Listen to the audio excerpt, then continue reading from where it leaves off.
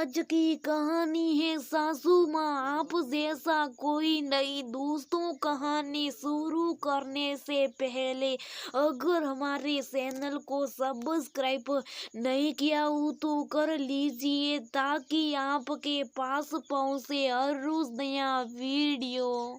रोते रोते कब मेरी आंख लग गई थी पता ही नहीं चला था। इन दिनों मुझे मेरी माँ की बहुत याद आ रही थी, खासकर माँ के हाथों का स्वाद मुझे रह रह कर बेद सता रहा था। मेरे विवाह के 2 वर्ष पूर्व एक सुबह माँ को छाती में द्रव पीड़ा हुई। आनन फानन में पापा माँ को अस्पताल लेकर भागे, लेकिन रास्ते में माँ ने दिल का दौरा पड़ने से दम तोड़ दिया। माँ के जाने के बाद मैंने माँ की अहमियत महसूस की। वो कहते ना, किसी के जाने के बाद उसकी असल कीमत समझ में आती है। मैं और मेरा छोटा भाई, हम दोनों को ही माँ से बेहद लगाव था। माँ के गुजरने के बाद पापा ने मेरा विवाह नीलेश के साथ तय कर दिया, क्योंकि माँ थी नहीं। पापा को रीति रिवाजों की खास समझ नहीं थी, इस कारण मेरा विवाह शहर की प्रसिद्ध विष्णु मंदिर में संपन्न हुआ।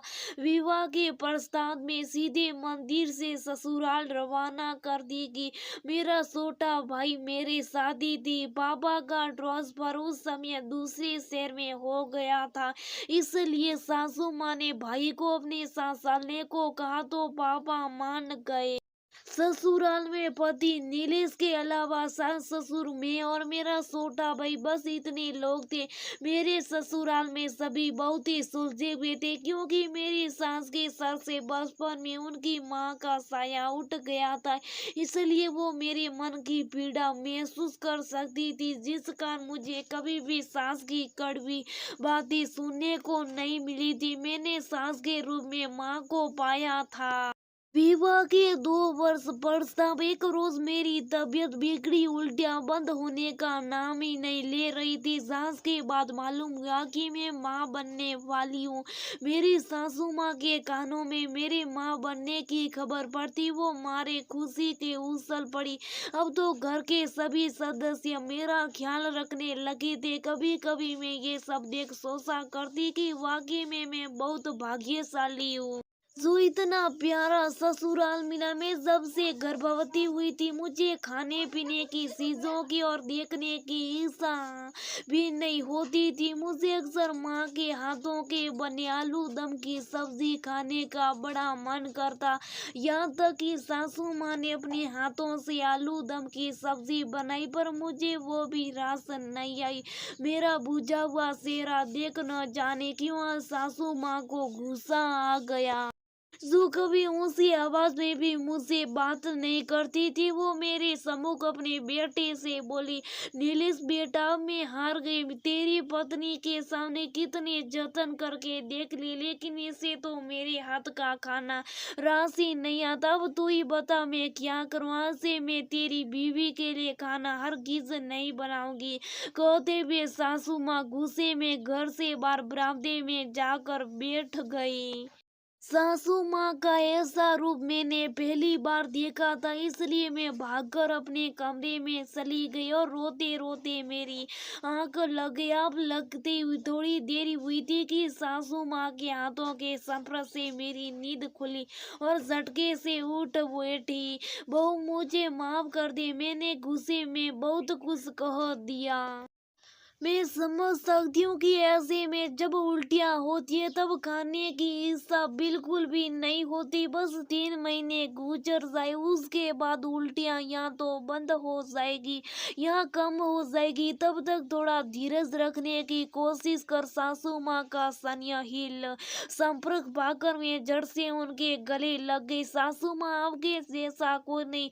वाकई में ऐसी सुलझी हुई सास पाकर मैं अपने भाग्य पर क्यों नहीं इठराती। धीरे धीरे 3 महीने भी गुजर गए। अब उल्टियां लगभग न के बराबर ही होने लगी थी। अब मैं सासू माँ के साथ मिलकर खाना बनाया करती और घर के छोटे मोटे काम कर दिया करती। वैसे सासू माँ मना करती, पर मुझे उन्हें अकेले काम करते देख अच्छा नहीं लगता था। जिस प्रकार हर सास माँ के बनने के समय सलाह की जड़ी लगा देती हैं, उसी प्रकार मेरी सासू माँ भी दिन भर एक के बाद एक सलाह देने में कोई कसर ना छोड़ती। कभी कभी तो मैं उब जाती, लेकिन कभी कभी मान भी लेती। इसी तरह 9 महीने बाद मैं एक बेटी की माँ बन गई थी। सासू माँ पोती की बलाया लेते हुए नहीं थकती थी।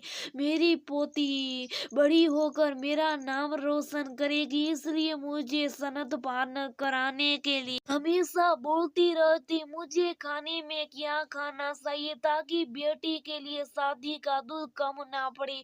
इसके लिए हमेशा पौष्टिक आहार लेने के लिए प्रोत्साहित करती रहती। धीरे धीरे मेरी बिटिया रानी अब 4 साल की हो चुकी थी।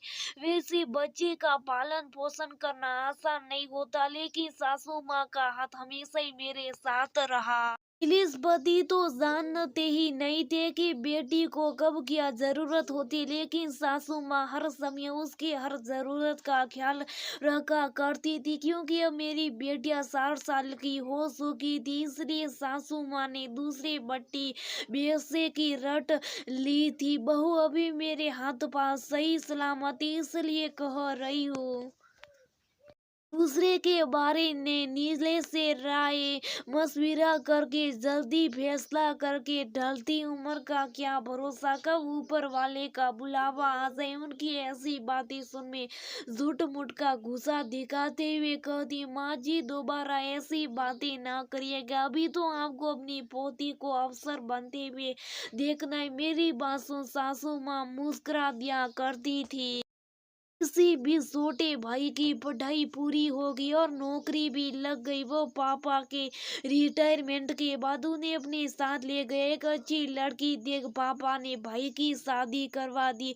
भाई की शादी मंदिर में नहीं बल्कि घर के आंगन में पूरे रस्म और रिवाज के साथ संपन्न हुई, जिसमें मेरी सासू माँ ने भरपूर सहयोग दिया। मुझे पापा की चिंता नहीं थी, क्योंकि उनकी देखभाल करने के लिए, भाई का साथ देने के लिए भाभी भी थी। कभी कभी भाभी मुझे कहती, काश आपकी सास की जैसी मेरी भी सास होती तो कितना अच्छा होता। तब मैं उसे समझाती कि सास नहीं है तो क्या हुआ, मैं हूं ना, कोई भी परेशानी हो बेझिझक मुझे बोल सकती हूँ। इस तरह भाभी अब मेरी भाभी कम और सहेली ज्यादा लगने लगी थी। समय अपनी निर्बाध गति से चल रहा था कि एक दिन अचानक सासू माँ की तबीयत बिगड़ी, अंत अस्पताल लेकर जाना पड़ा। डॉक्टर के अनुसार उनके पेट में परेशानी थी जो काफी बढ़ चुकी थी, इसलिए डॉक्टर ने हाथ खड़े कर दिए थे। सासू माँ ने पूरी तरह से बिस्तर पकड़ लिया, तब उनके सारे क्रियाकलाप बिस्तर पर ही करने पड़ते थे। सासू माँ को दर्द में तड़पता देख मेरी जान निकली जा रही थी। मैं दिन रात भगवान से उनकी लंबी उम्र की कामना करती और साथ ही भगवान से यही कहती कि ये भगवान या तो पूरी तरह से शंका कर दो या फिर अपने पास बुला लो, क्योंकि उनकी पीड़ा मुझसे देखी नहीं जा रही थी। करीब 1 महीने तक पीड़ा में रोसने के पश्चात भगवान ने उन्हें अपने पास बुला लिया और मैं फिर से अनाथ हो गई। उनके जाने के गम में रोते रोते कब मेरी आंख लग गई थी पता ही नहीं चला था कि अचानक से बेटी के कोमल हाथों का स्पर्श पाकर मैं जाग गई। मेरी लाल आंखें देख बेटी ने कहा, माँ मत रोइए, दादी भगवान जी के पास गई हैं, कुछ दिनों बाद आ जाएगी। उसकी मासूमियत से भरी बात सुन मैंने उसे गले से लगा लिया। करीब 2 महीने बाद मैं फिर से गर्भवती हुई और इस बार मुझे अपनी माँ की नहीं बल्कि सासू माँ की बहुत याद आ रही थी, जो मेरे लिए माँ से बढ़कर